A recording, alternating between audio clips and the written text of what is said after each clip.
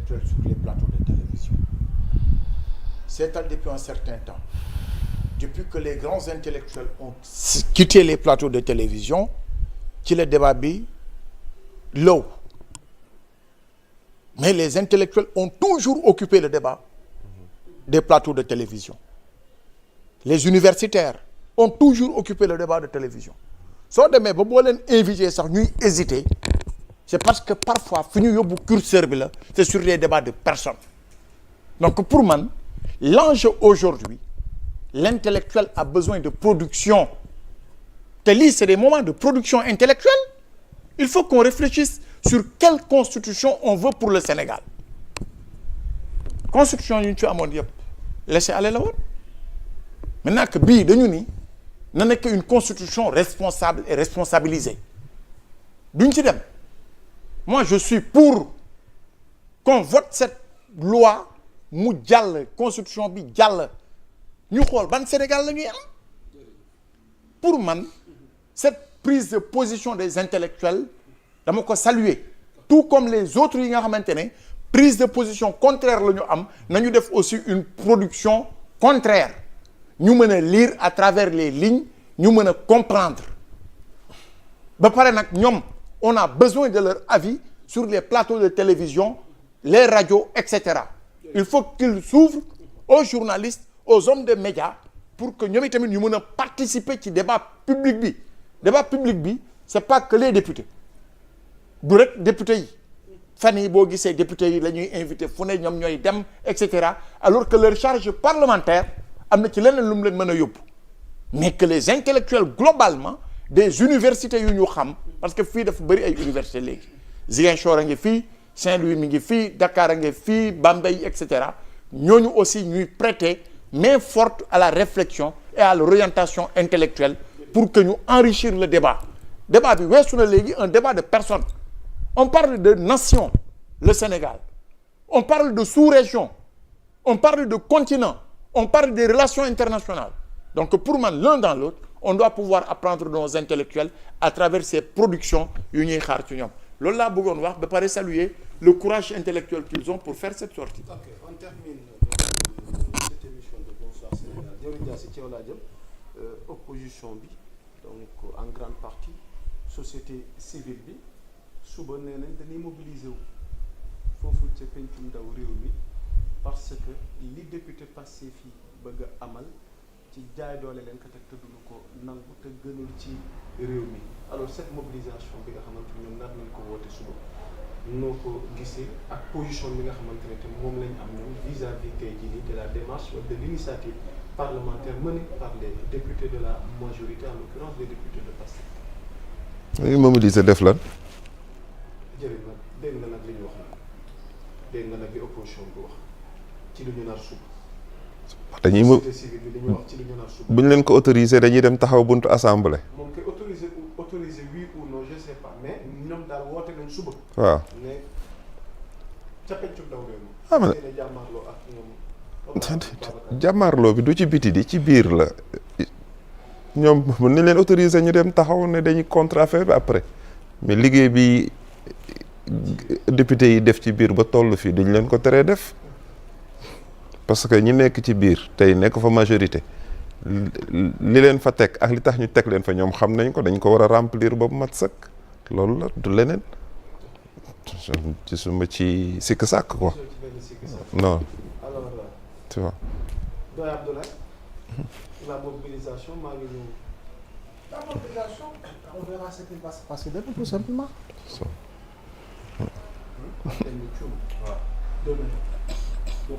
ku ne nee na dinaa woo samay nit parce que je pense que Pastef aussi en train de se mobiliser parce que daa mel ni mu ngi mobiliser moom tamit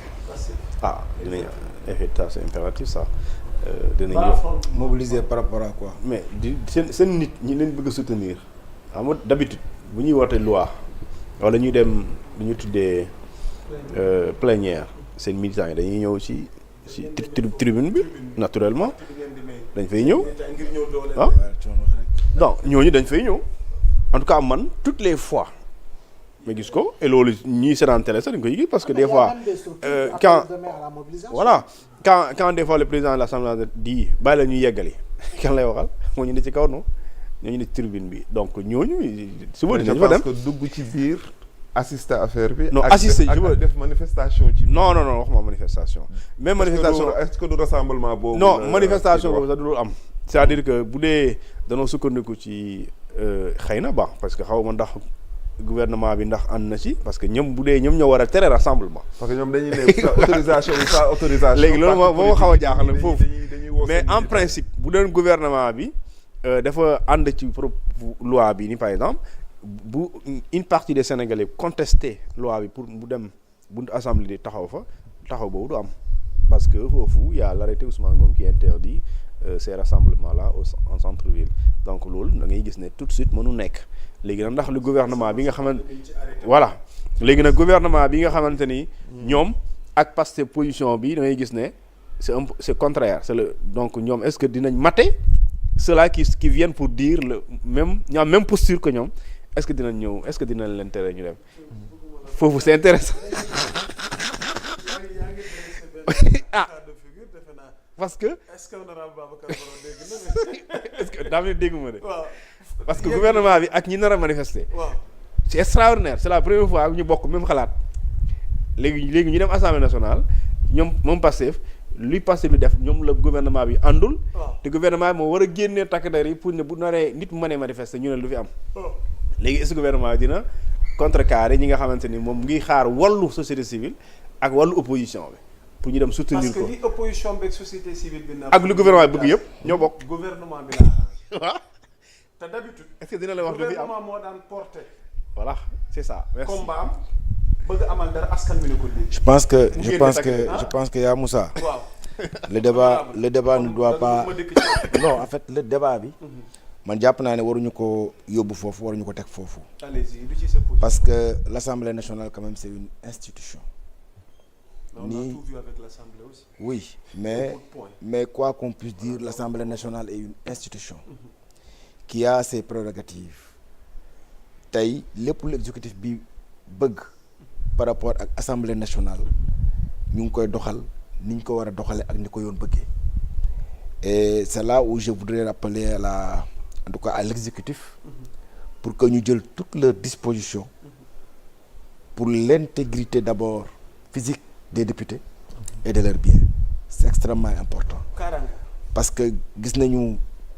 ay appels yu bari man li ma gëm te mu wóor ma naññ mooy le peuple sénégalais ne va pas sortir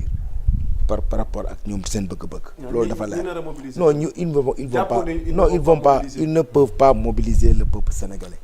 bu ñu mënoon a mobiliser le peuple sénégalais danañ ko mobiliser ci élection 2024 yi mobiliser ko ci législative 2024. il ne peut plus mobiliser le peuple sénégalais surtout nag. bii dafa fës yaa Moussa parce que bii. peuple sénégalais bi xam nañ ne ñii ci ay caaxaan képp la ñu nekk. mais vous imaginez benn ñu ne xaw ma maar mouvement xaw ma aar sunu aar sunu république. aar sunu république. ñu ne xaw ma combien de partis politiques 90 je ne sais pas quoi ak ay membres société civile def nañu seen texte liminaire lire ko ba mu jeex tàkk amul fenn fu ñu cité ni article sangam méngoowul ak bëgg-bëggu askanu Sénégal je vous dis tout ce qu'il disait oui on doit dialoguer dañu war a waxtaan ak askan wi d'ailleurs ceux qui appellent au dialogue par rapport ak une partie de la société civile nga xam ni la plupart de ces membres là c'est désolé de dire mais c'est des fumiers loolu mooy dëgg tey dialogue boobu non c'est pas de trop parce que ils sont juste des non mais comment vous pouvez expliquer quelqu'un qui se dit juriste nga mën a taxaw tey di xeex ne yow constitution bi wala modification de proposition réforme constitution bi àndoo ci di woo askan wi pour askan wi génn pour que loolu bañ a am te yow mënoo citer benn article boo ne lii kat baaxul ci askanu Sénégal donc yow sa bopp la tax a jóg yow say problème politique ngay régler malgré que yow nangu woo fësal sa bopp ci parti politique mais en réalité sa problème ñëpp xam nañ ko c'est Ousmane Sonko maintenant. parce que man j'avais une question sur ça là où fi ngay daanelee ne sa problème c'est Ousmane Sonko et si je vous demandais est-ce que réellement sax coow li du tey la force bi ngeen yor biir assemblée la ce n'est pas en réalité ce n'est pas ñi taxaw ñëpp di wax. Ce n'est pas cette force qui fait peur tey jii au cœur de la République. Cette force là la force d'Ousmane Sonko Ousmane Sonko wax na ko waxaat ko yàlla moo ko def ni mu ko def may ko lim ko may ci ngor ci jub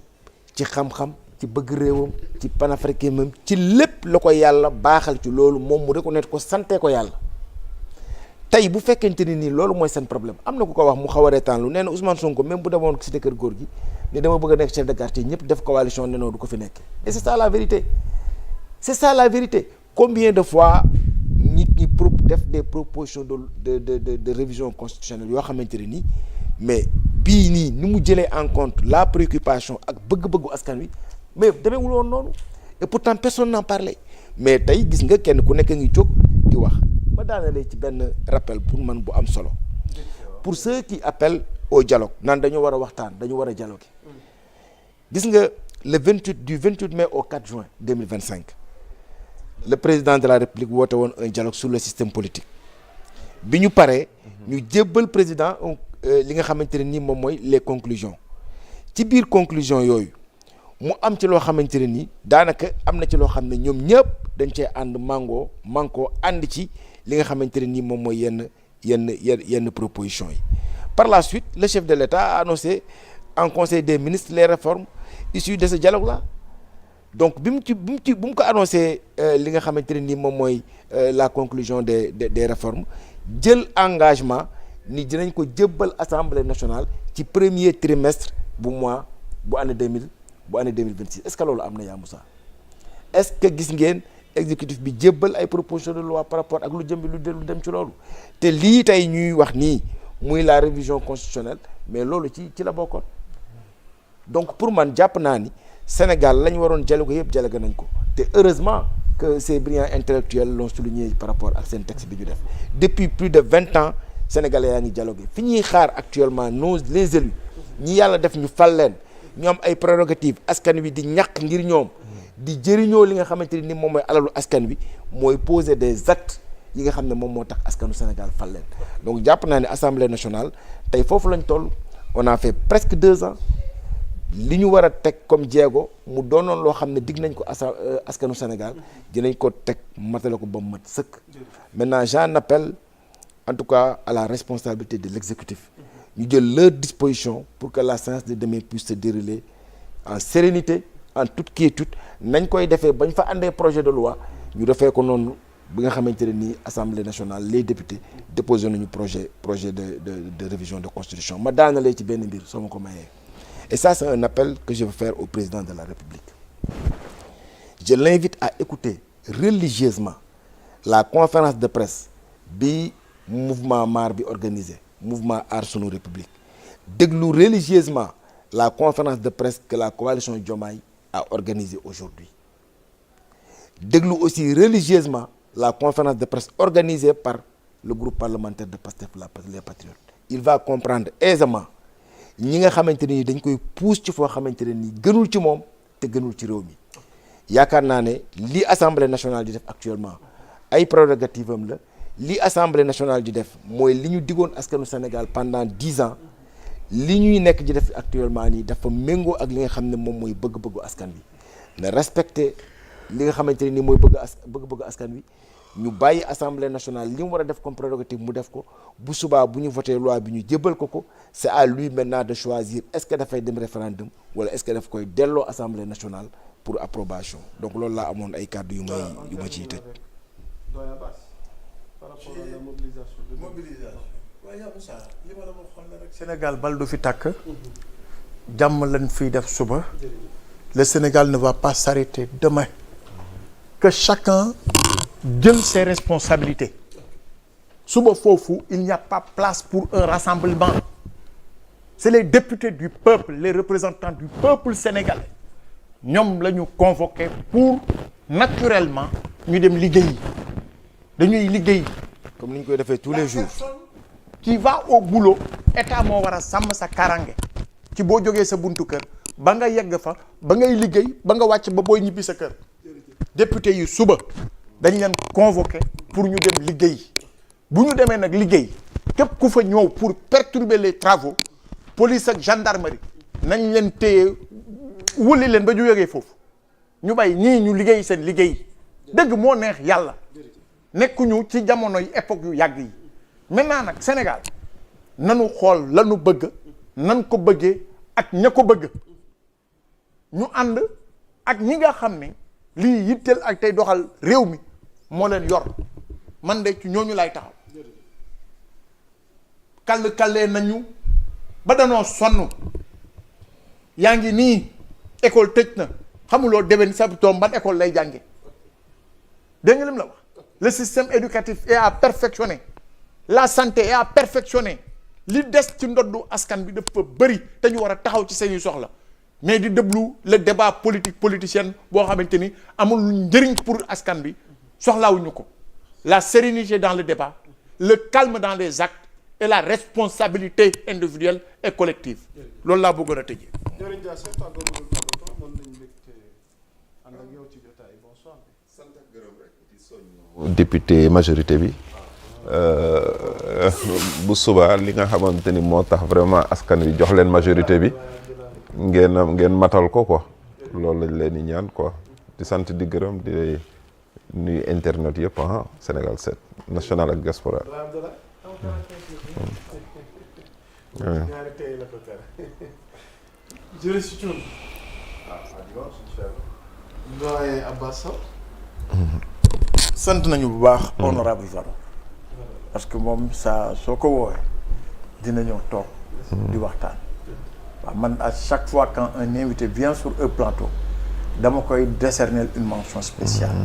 parce que jot amul heure bi waroon na ko fa fekk mu yore article yeeg yooyu di xalaat ak gëstu mais il a laissé son temps pour ñëw très bien ñëw partager ces moments li si jëriñ rek na ko askan bi téye ñun ñëpp dañuy waxee suñu tey xel mais lay ëpp solo ba ëpp solo rek mais lanu bëgg mooy Sénégal jógee ci des points A dem point B nation yu ko réussir gënuñu nu ay institutions fortes la ñu créer aussi des hommes forts ñun mën nañ ko nous en sommes capables nañu wàññi kiñaan gi na xol yi féex taxaw ci jaamu soxlay askan wi c'est la seule voie de salut bu askan bi féexee rek ñëpp féex tant que askan maa ngi ci guute ak jafe-jafe ñun ñëpp kenn du nekk ci jàmm kenn du nekk ci jàmm loolu daal laa bëgg député yi taxaw si parlement bi taxaw si président de la république taxaw si président assemblée taxaw si les travailleurs gën a mouiller le maillot ci liggéey Abdoulaye wax na ko ba dem il faut travailler encore travailler beaucoup travailler et toujours travailler kon nañu liggéey te jaamu ci yàlla ñi amul nekk nag ci espace politique bi te amuñu liggéey nañu dem uti ji liggéey te bay commerce politique bi nañu dem uti ji liggéey balaa ngay def politique mën ko da ngay nekk fonctionnaire wala nga am ci loo téye ba pare nekk artisan wala nga nekk dara di apporter une valeur ajoutée ci république bi mais mënoo yow depuis indépendance ba léegi nga nekk ci espace ay màgget yu dem sax ba tàkk lay oreet booy wax ñu naan la nii ñu bëgg a yor espace politique loolu dafa mën a continuer il faut savoir s'arrêter quand même ngeen baal ñu wax. dañuy jeexale ak. Thioune yaa ngi ma doon vidéo non su ko defee amoon nañ mbégte vraiment ànd ak yéen ci jotaay waxtaan wi di bonsoir ginnaaw suma doyen yooyu ak kàddu yu am solo yooyu ñu yëkkati